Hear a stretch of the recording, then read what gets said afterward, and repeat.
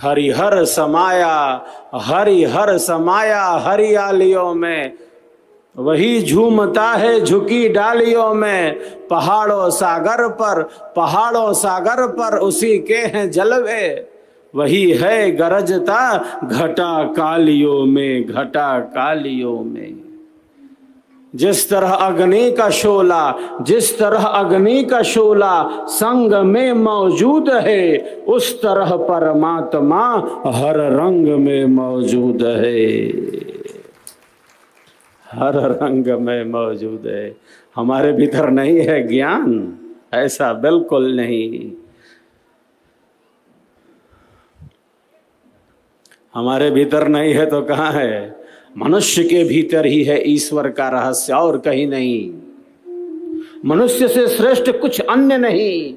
नहीं मानुषात् श्रेष्ठ तरम ही किंचित, नहीं मानुषात् ही श्रेष्ठ तरम किंचित। मनुष्य से श्रेष्ठ कुछ अन्य नहीं, क्योंकि हम ही अनुभव कर सकते हैं, हम उस परम ज्ञान में स्थित हो सकते हैं, हम परम शांति का अनुभव कर सकते हैं। मनुष्य से इतर शरीर में यह कदापि संभव नहीं।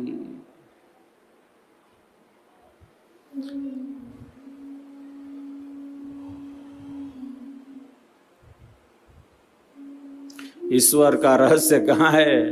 वो सब हमारे भीतर है। महापुरुषों की कृपा से, सदगुरु कृपा से, ब्रह्म विद्या की अग्नि से, ईश्वर वेद के प्रकाश से हम उस अनंत से जुड़ जाते हैं। परमात्मा प्राप्ति का योग ब्रह्म विद्या विहंगम योग, ब्रह्म विद्या विहंगम योग। ऋषि कहते हैं मैं जानता हूं उस मार्ग को।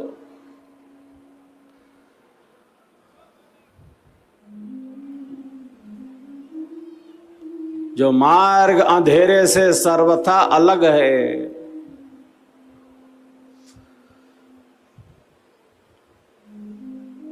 उस मार्ग पर चल कर ही मृत्यु को जीता जा सकता है, मृत्यु का अतिक्रमण किया जा सकता है, मृत्यु की भी मृत्यु कराई जा सकती है। ऐसा मार्ग है प्रकाश का। दुख नहीं चाहिए।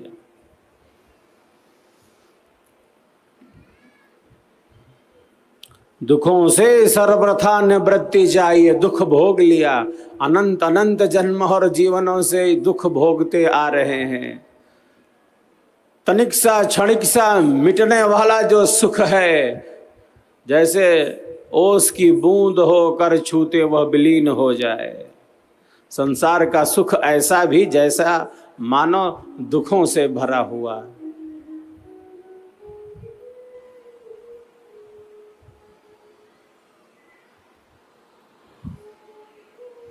जो वस्तु जैसी हो उसको वैसा ही जानना, मानना, आचरण करना, यही विद्या और ज्ञान का यथार्थ लक्षण है। संसार का सुख कैसा जैसा बिल्कुल बदल रहा, हर क्षण हर पल प्रतिपल नष्ट होने वाला दुख रूप। एक संसार के सुख में हमारे ऋषियों ने कहा कि एक नहीं चार चार प्रकार का दुख है। सुख का परिणाम ही दुख है। परिणाम दुख है, ताप दुख है, संस्कारों का दुख है, गुणवृत्ति विरोध का दुख है। इसीलिए इसे दुख सागर कहा गया। दुख नहीं चाहिए, दुख नहीं चाहिए, हमें आनंद चाहिए, हमें शांति चाहिए। क्योंकि हम सबके जीवन का आधार, हम सबके प्राणों का आधार, हम सबके श्वासों का आधार, सर्वाधार परमात्मा शांतिमय है, दुखों से सर्वथा अलग है, परम आनंदमय है, परम शांतिमय है। दुख स्पर्श नहीं कर सकता उस परम आत्मा का। हम सब आत्माएं हैं। परमात्मा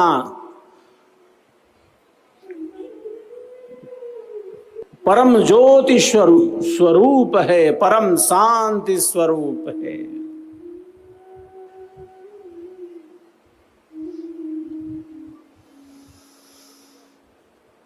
वो परम है, हम केवल आत्मा हैं, उसमें परम लग गया है, परमात्मा है। केवल ज्योति नहीं है, वो परम ज्योति है। केवल शांति नहीं, वो परम शांति है। केवल आनंद नहीं, वो परमानंद है। परमानंद महान है, शब्दानंद स्वरूप। केवल शब्द नहीं, वो परम शब्द है। केवल ऐश्वर्य नहीं, वो परम शब्द है, परम ऐश्वर्य है। अणु से अणु और विभु से विभु वही है। वही हमारे प्रत्येक कर्मों का साक्षी है। उससे बचकर छिपकर किसी भी प्रकार के कर्म का कभी भी कोई संपादन कर ही नहीं सकता।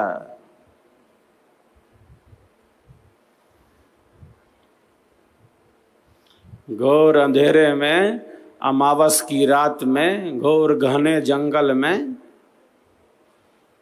घनघोर रात्रि में कोई अकेले बैठकर कुछ षड्यंत्र कर रहा हो, कोई नहीं जान रहा है।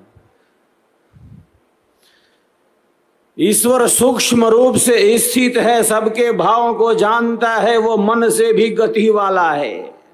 कितना दौड़ लगाएगा मन, कितना चंचल होगा, कितना चपल होगा, इससे भी तीव्र गति है उसकी।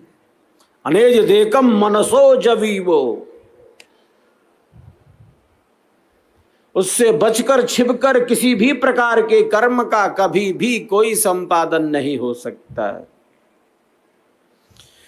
वही सब जीवों को उनके कर्मों के अनुसार फल देता है। किसी के साथ अन्याय नहीं करता, वह दुख नहीं देता, वह तो बस न्याय करता है, उसे न्याय पसंद है।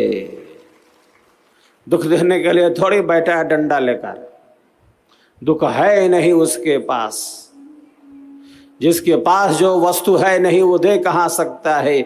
ईश्वर न्यायाधीश है, वो हमारे कर्मों का अध्यक्ष है, हमारे प्रत्येक कर्मों को जानता है।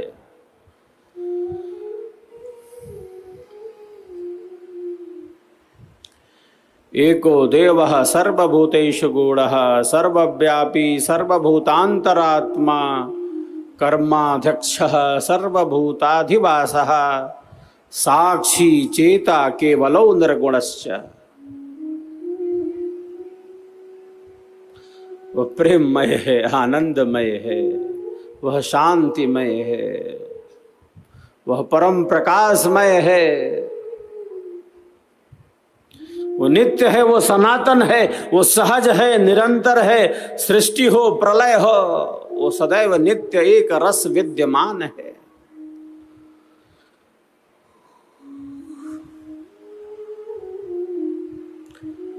प्रलय में कैसा अंधेरा है। प्रलय में कोई अमावस की रात है कि वस्तु का प्रत्यक्ष नहीं हो रहा है। घनघोर अंधेरा, अंधेरे से ढका हुआ अंधेरा, तमस से आच्छादित तमस। उस घनघोर अंधेरे में, तमस से आच्छादित तमस में जो पूर्ण प्रकाश स्वरूप परमात्मा है, जो पूर्ण प्रकाश स्वरूप परमात्मा है, वो अपने परम आनंद से सदैव विद्यमान है, सदैव स्थित है। परमात्मा के चतुर्थांश में ही ये सृष्टि बनी है। 3 भाग में वह स्वयं सच्चिदानंद स्वरूप से स्थित है।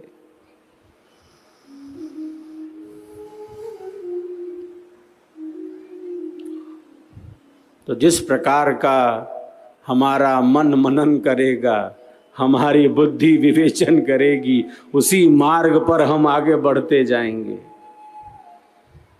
जितना अधिक सत्संग होगा, उतनी अधिक हमारी आध्यात्मिक गति होगी। सत्संग न होने से या अल्प होने से केवल शरीर, संसार, इन संबंधों, इन भोगों का ही चिंतन चलता रहता है।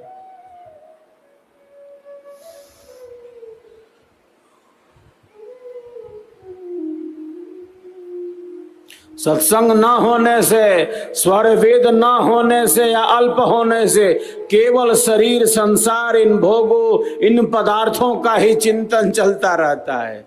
इसका चिंतन करना है, जितना चिंतन करना है बस उतना ही चिंतन करना है।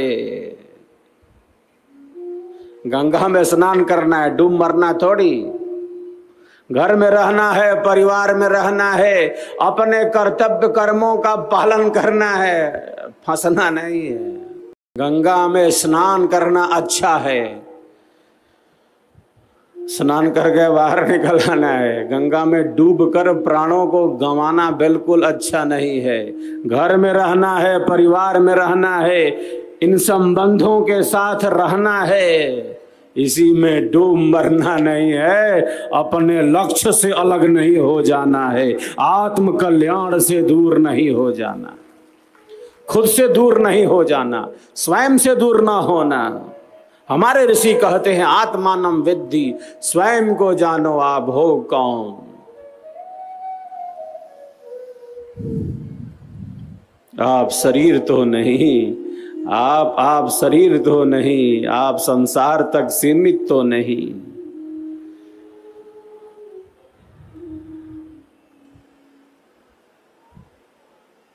बारंबार हमारे ऋषियों ने चेतना को जागृत करने का ही संदेश दिया है। हम स्वयं से दूर ना हो जाएं, शरीर का, संसार का, इन भोगों का, इन पदार्थों का, इन संबंधों का अधिक से अधिक ज्ञान प्राप्त कर लेने पर भी अगर स्वयं को न जान सका, अगर खुद को न पहचान सका, अगर खुद से खुद की दूरी को न मिटा सका, अगर आत्मज्ञान न हो सका तो बाकी सारा ज्ञान रखते हुए जैसे बिल्कुल अज्ञान है, कुछ नहीं जान सका, कुछ नहीं जान सका।